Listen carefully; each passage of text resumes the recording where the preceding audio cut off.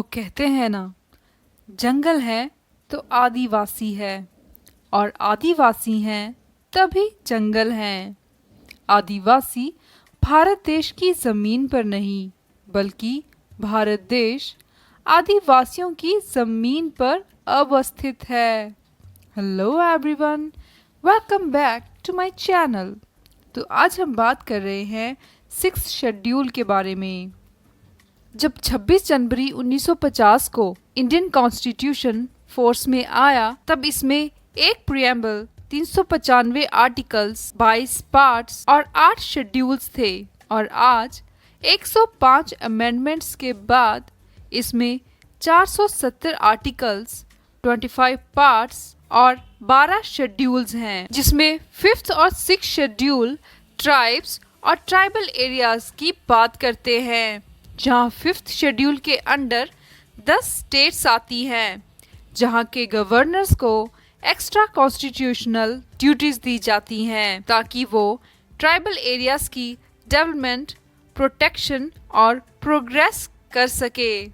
ये 10 स्टेट्स हैं हिमाचल प्रदेश, राजस्थान, गुजरात, मध्य प्रदेश, आंध्र प्रदेश, महाराष्ट्र, तेलंगाना, ओडिशा, छत्तीसगढ़ और झारखंड। अब बात करते हैं 6th शेड्यूल के बारे में। 6th शेड्यूल में केवल 4 स्टेट्स मेंशन्ड हैं।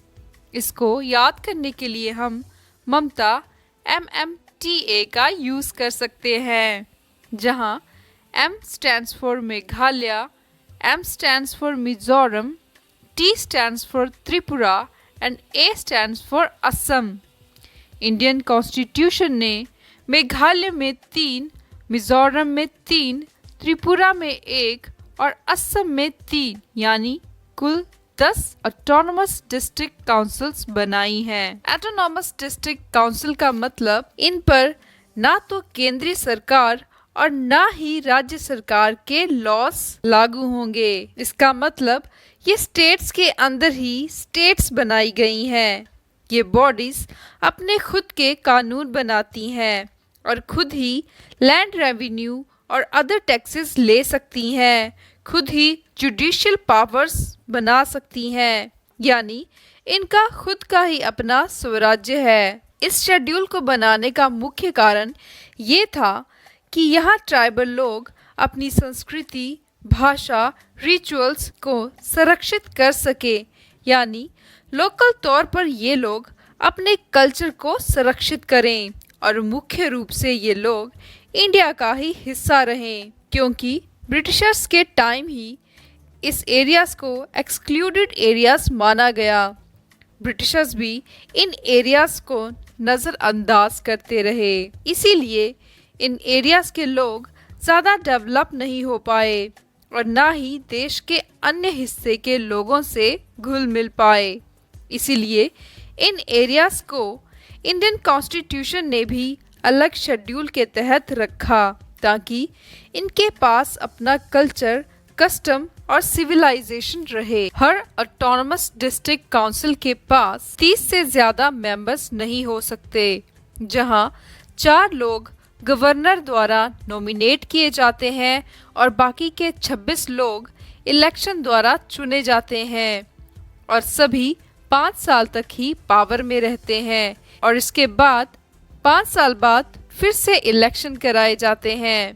इनके पास सिविल पावर और जुडिशियल पावर भी होते हैं।